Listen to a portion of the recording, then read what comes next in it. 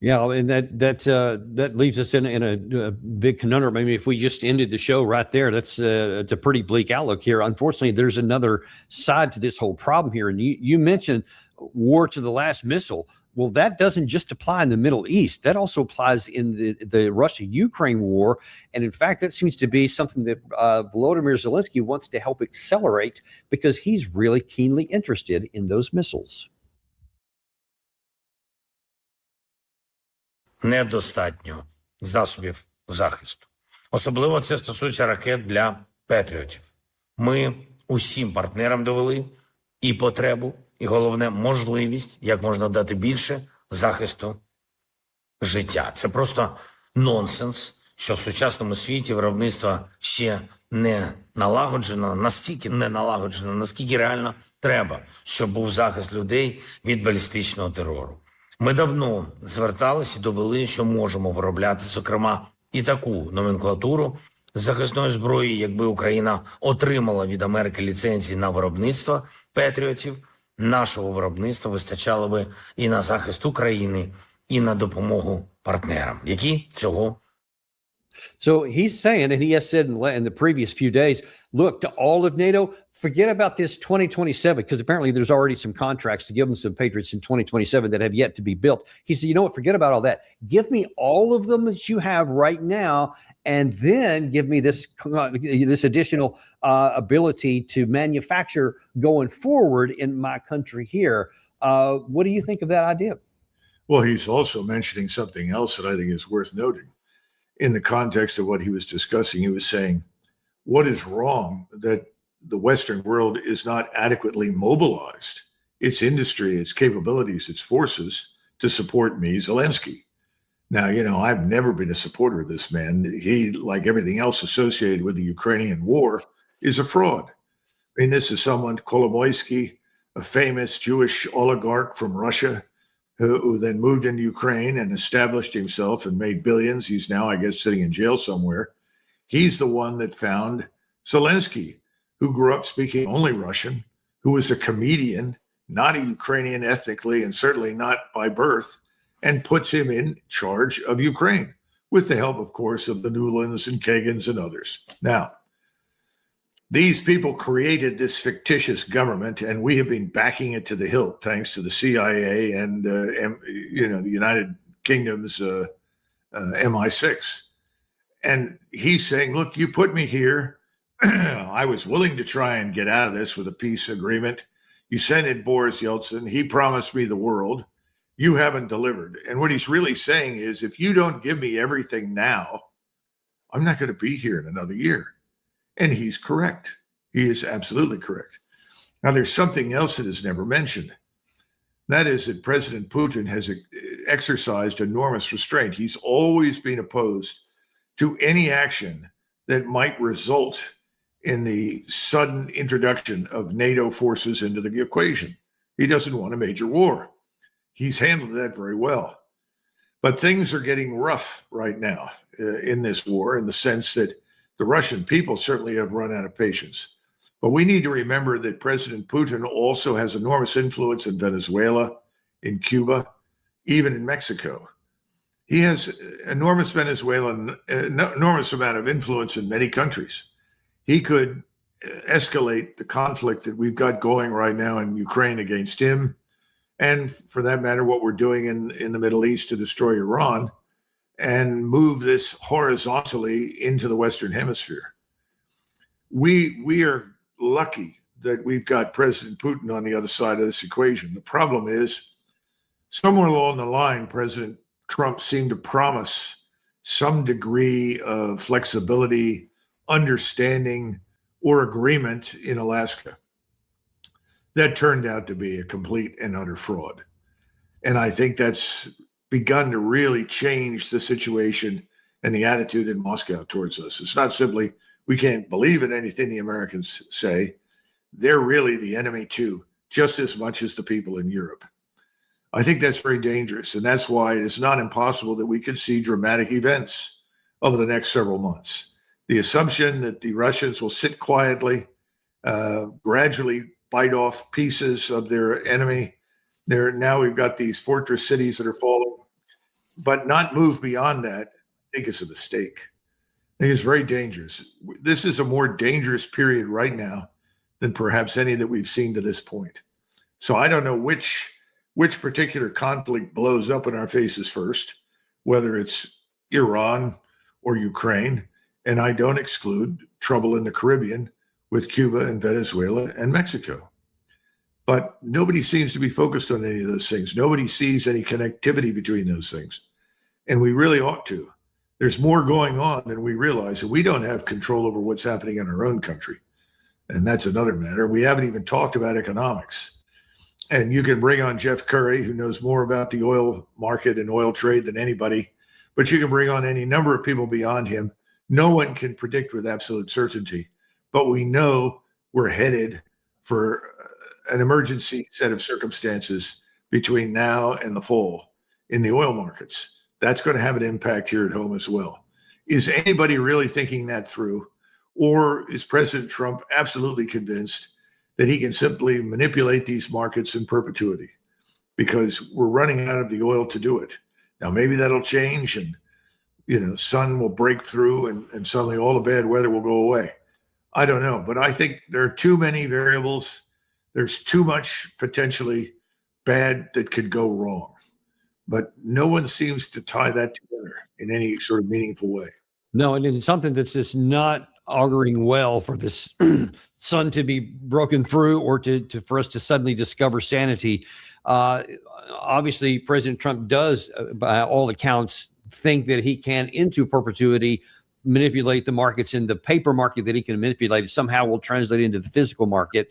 That's probably not going to happen. But that mentality translates into the war itself, in the Russia-Ukraine war. And let me just show you, this is kind of a mainstream view. You might not have even heard of this guy, Andrew Harding, who was on Fox News, talking about how the mainstream sees this war right here. And I think this illuminates an even bigger problem. I think if any president is going to ensure both sides come together, it's going to be President Trump. That's not to say that any type of ceasefire or a pause in fighting is easy. Clearly, it hasn't been. But the president has a strong track record, certainly in the second administration, in securing pauses in fighting, ceasefires, even long-term stoppages in fighting between different countries around the world or different parties around the world, whether that's with Israel and Hamas, that's India and Pakistan, or certainly more recently with the United States and Iran here. The president is very much focused on seeing diplomacy prevent conflict from becoming bigger issues. No, I've aside from just the insanity of that, there has been, because President Trump said it a couple of days ago, that he still wants a diplomatic end, and I think we're going to get it. He said, I think we're on. I got on the phone on the 4th of July with President Putin, and I mean, you could have lifted that almost verbatim from January 21st of last year when he took over and said the same things. And 18 months later, nothing happens, and people still keep listening to them. And then this guy here, I think he's probably talking not to the Fox News audience, but to President Trump himself, who obviously always watches this, and it's just feeding his ego that he can do all these things, and he's doing none of them. What are your concerns if Trump believes his own rhetoric? I think we should send that young man down to Fort Benning, and he should spend some time in the I bar, and eventually someone will punch him out and throw his ass out, and that should end his career. He's pretty good help. It's pretty annoying. He sort of embodies in his appearance and speech and so forth everything I think is wrong with American manhood these days. There isn't much manhood. And he's willing to say whatever, the people that put money in his pocket say. Look, this is all crap. It all means nothing. It's all nonsense. Unfortunately, as we began this program, I said, most of my generation listens to it. That's the problem. Yeah. They continue to listen to it and they believe it. But everybody else has walked away. So I think once you get under the age of 50, you begin to see more and more and more and more people say, this is nonsense. This makes no sense at all. I don't want anything to do with it. I think the truth is that in the eyes of most of the electorate, our great institutions of governance are entirely lacking in legitimacy. Now, that's a very dangerous thing. People just don't believe what they're being told anymore. But again, if you're living in the bubble of Washington, D.C., there are no problems. If you move 100 miles west, south, or northeast, or northwest, you begin to get a very different picture. But unfortunately, inside Washington, the fantasy world is intact. And he's an example of it. And let's shifting back over to Ankara, where the NATO summit is starting today. There's even more going. If you can say and just kind of wag your head on this guy, he's a young guy, he doesn't know anything, but it's a lot different when it's somebody who's supposed to know something, especially the NATO Secretary General Mark Rutte, who is going to, in this clip here, is starting a path that you can see that is very much symptomatic and systematic into demonizing Russia to make everybody want to go to war with them. The idea of loyalty to the United States, do you think that's important within NATO? Well, of course, it's loyalty to everyone, to everybody. This is how this alliance has been created. 32 nations being totally loyal to each other. That means that an attack on one is an attack on all. The Article 5, the fact that we all agree that Russia is the long-term threat. Look at the declaration we agreed on in The Hague last year. We will come out with a new declaration on Wednesday. Of course, I cannot talk about that, but I have every confidence that it will be very strongly worded again. Doug, what is it? What can we surmise from the fact that you have the Secretary General, just like his predecessor, Jens Stoltenberg, who never even contemplated any kind of diplomacy or an off-ramp and only went down the path of more military? Is there any prospect, maybe I'm missing something, is there any prospect that by demonizing Russia and turning them into a permanent enemy, that somehow it can result in something good for the alliance? I think he must have finished recently reading Alexander Dumas' Three Musketeers. He's confusing the Three Musketeers with the 30-plus members of NATO. Everybody in NATO has a different perspective. This is the problem with the alliance. It's why Eisenhower opposed the expansion of the alliance when he was president. In fact, he wanted to neutralize countries in most of Eastern Europe, make them neutral states. He said, first of all, we don't have the military power and the wherewithal in the United States to defend all these countries against the Soviets. He said, secondly, he didn't buy into the notion that the Soviets were hell-bent for another war on the scale of the Second World War. He knew too much about the war. He had an appreciation for the destruction wrought against the Soviets. So his view was, let's make these places neutral, and that included Poland. I think ultimately, if he'd had the opportunity, he probably would have signed on for that in Germany as well. But my point is this. Rutte is an empty suit. So is Stoltenberg. These people were picked by Washington, D.C., by this cabal of neocons, globalists, whatever you want to call them, Zionists, the whole crowd together in Washington, D.C. He's our man. He's going to keep this war going. He'll sustain it. He'll do whatever we tell him. I mean, I once heard from the Secretary of the Navy who was asked by the Secretary of Defense, is there anybody you want to get rid of? And this man turned around and said, yeah, I want to be rid of this CNO, the Chief of Naval Operations. And the Secretary of Defense said, oh, no, you can't do that. He said, well, why not? He said, I'm going to make him the chairman of the Joint Chiefs. He said, what? This man's not competent. He's made a mess of everything in the Navy. Why would you do that? He said, because he's the only man I know who will do exactly what I tell him. Okay, now that's within the last 35 years. So what you're seeing is essentially the same thing play out. NATO is an empty facade. These are states with Lilliputian organizations. Now let's back up a minute. Let's look at Warsaw. A lot of things have been happening in Poland, and people aren't paying attention to them. There was quite a serious falling out, if you will, between the Ukrainians and the Poles.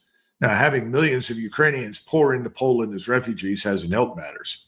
Historically, the Ukrainians and Poles have had trouble dealing with each other as it is. But recently, what we've seen is that the president of Poland, Nawrocki, has withdrawn the Order of the Eagle, White Eagle, which is the highest honor that you can confer on someone, from Zelensky and bringing it back to Poland. And Zelensky said, take your white chicken back and have it. And then subsequently, the Polish government has decided to declassify the contents of all the shipments of arms and equipment that are being sent to Ukraine from Poland. Well, this is a very good thing. Because as people go through this, and I don't think you're going to see a lot of attention given to it here in the United States, probably not in the globalist controlled Western European states either. Excuse me. But I think what you're going to find out is that vast quantities of this were pilfered, stolen, resold on the black market, misused, abused, and so forth. The Poles are waking up. Now, the population of Poland has for some time, to the tune of 55 to 60%, been opposed to entering any war against Russia. I think that's important since they're on the front line. Now they've fallen out with Ukraine, which they regard increasingly as a criminal organization. They don't even see it as a real state anymore. It's a country, but not a real nation state in the way that we normally think of it.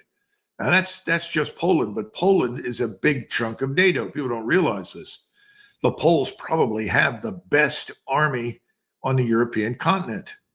Polish troops are excellent, well-disciplined, well-trained, and the Poles are happy to maintain an even larger army, regardless of whatever pressure we put on them. That has nothing to do with it. But the point is, NATO itself is finished. Its members are not comfortable. They're not happy. People are going through the motions. There is very little unity of action and unity of purpose in NATO. I don't expect to see any emerge. And once again, it's because if you go to Stockholm and then you fly down to Lisbon or Madrid, the views of the world are very different. You cannot expect Meloni in Rome to share the same view of the world that is common in Helsinki. Now, having said that, we should talk a little bit about the potential for extreme stupidity and danger in East Europe right now. Well, and that's actually what I do. I know we're running short on time here, so I'll just kind of run through a lightning here because it all is all connected here. We have a number of things. You talk about NATO doesn't have any consensus. At least some of the elite leaders are trying to tie everybody together to something that's going to stir something. Because like here just today, 8 tankers were attacked in the Russian Shadow Fleet in the Azov area, on top of 2 that were the day before. Bryansk and Belgorod were attacked again successfully by the Ukrainian side into Russia. And then you had here this the leader in Finland that said he supports Ukraine's intensifying drone strikes deep within Russia. You had let's see, the new Latvian prime minister who came out and said, yes, I'm hosting 14 military contingents from NATO countries as a warning to Russia. And then we had this gem here where Vovin and Lexus, the well-known Russian pranksters, got together with the leader and one of the presidential supporters, Madrid's role in Tallinn, and he said, hey, we'll be happy to help Kiev with attacks on St. Petersburg. And he promised its support and coordination, and even admitted that the Estonian air defense has holes. But it turned out to just be a hoax. But the fact that he's willing to do that, I mean, what do you make of all this stuff, Doug? Because when you add this one last piece here, Germany plans on a sharp rise in its defense spending, $125 billion just next year. It's like a 1/3 increase in a single year. Russia can't ignore all of these things because this is not just rhetoric. A lot of these are actions. What is the implication for security here, and what will Russia do? Well, let's dismiss Germany up front. Whatever they allocate to defense, it would take 10 years to build a German army. There is effectively not much of an army there right now. In order to build something capable of taking on and fighting a force like the modern Russian army, 10 years. Having said that, Germany is increasingly reaching that point of almost total deindustrialization.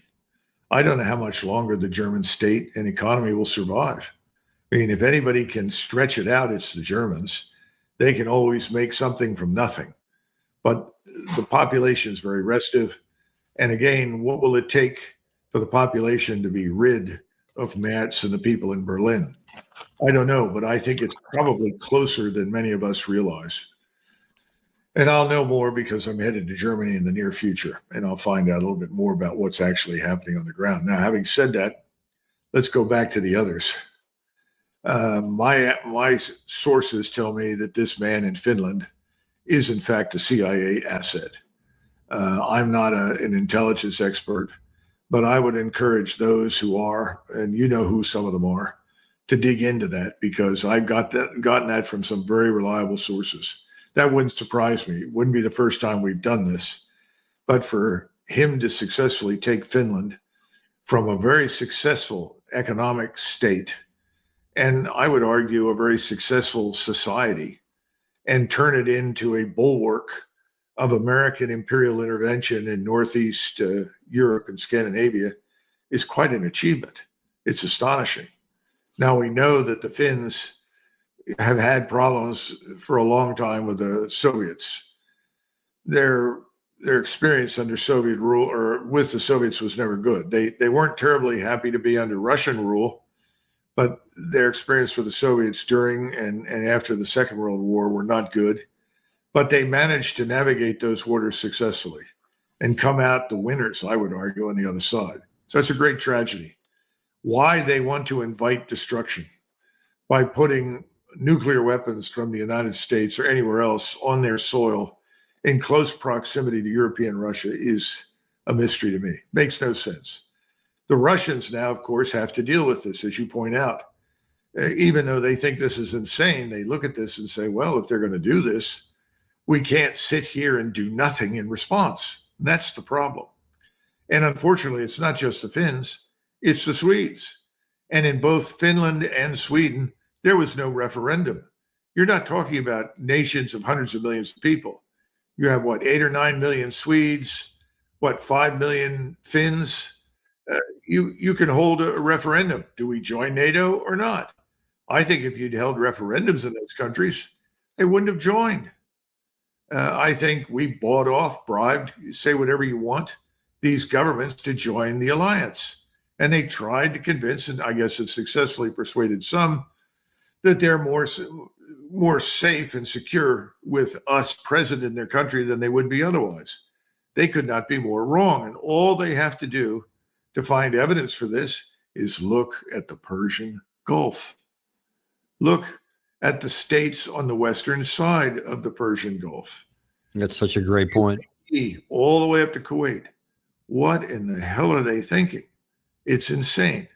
That is not a prescription for future strategic security. It's a prescription for certain destruction under the wrong circumstances. And again, you've also got to turn your attention back to the Russians. The Russians, and you know this from your personal experience, they're great people, but they have reasons for insecurity. They have a long history of dealing with everyone from the Mongols all the way up through the French and then the Germans and so forth. They are worried about defending their country. Remember, Russia's borders are largely indefensible. They're flat, they're open, they're easily penetrated. And so now you want to put nuclear weapons in proximity to them in a place like Finland or Sweden? I mean, I can't conceive of any dumber idea. And in fact, again, if you go back to Eisenhower, you can read, I guess not everybody can, but those who have clearances can go in and read in the files of the National Security Council staff the various memoranda that Eisenhower penned himself, because Eisenhower discovered he was his own best author. And so he inevitably had to dictate to General Goodpaster, who was his military assistant, effectively the first national security advisor. And he got fed up and he said, no, listen, I'm going to dictate this to you. This is what we're going to do. And he made the point that putting nuclear weapons on the ground at the time in Germany was extremely hazardous, because he said there's very little hope in the opening hours of a conflict, given the posture of Soviet forces, the number of forces we have on the ground, that we can prevent these nuclear stockpiles. And you know where they are as an Army officer. You were over there and you know where the air bases are. We can't prevent these from being overrun and captured. Now, this is 1955, 1956, 57. The whole idea is, frankly, insane. It makes no sense. None whatsoever. But if anything did make sense, we wouldn't be talking, would we? Guess not. Last question here before we let you go. Where does this go? Is there any prospect that we just stumble through this and it doesn't end up blowing up anywhere? Or it is in NATO condemning itself for there to be a clash with Russia? What do you think? President Putin, I think, has waited with some justification for turnover in the governments in Europe. His expectation is he knows the true state of affairs in Germany. He has good information on that. He has friends in Germany, and they're telling him the truth. And the truth is everybody hates Merz, and Merkel is now regarded in the history of the German-speaking peoples as probably one of the greatest traitors they've ever had in their midst. I mean, it's common for people to say, Hitler went overboard and did terrible damage to us. Merkel has been worse. Look what she has done to us. I mean, you hear these kinds of things. So I think he's been waiting for change there. I think we may see real change come first in Great Britain. I mean, you have these roving gangs of Muslim men, largely but not exclusively Pakistani, essentially hunting people in various English cities. And the rape gangs are not gone. They've been suppressed somewhat, but they're still there. I think the British people are very close to exploding. So Britain is probably now candidate number one for total civil unrest and change in government. I used to think it would be France. I still hold out for the French because I think they're even more revolutionary in character. But as long as the French population receives its pensions, its goodies from the state, they're probably not going to take much action. But that could change. And that could change very suddenly because all of the governments are leveraged to the hilt. Everyone faces the same problem. We are all deeply in debt, way in over our heads. And the ability of the globalist financiers to manage this, I think, is coming to an end. And whatever happens here financially is going to have a terrible impact in Europe. Everybody knows that. So I guess it's a matter of waiting and watching and managing the various explosive events until they really happen someplace and you set it all in motion. It's not like World War I. We don't have real nations as we did in World War I. And by that, I mean these large nation states and imperial structures. But it's similar insofar as everybody knew, based on the Balkan Wars and the problems there would be conflict in Europe. It's just that nobody knew what would set it off. Nobody knew where it would happen and when it would happen. And in fact, when it first happened in the Balkans and Serbia, the stock market in London didn't even react because most people in Britain saw no reason why they should become involved in a war involving anything that happened in the Balkans. But everything changed. Well, I guess we'll have to wait and see how it's going to work out. But back to your original concept that we'll fight until we run out of missiles, that day is not that far off, especially if we get into one where both sides get used it. But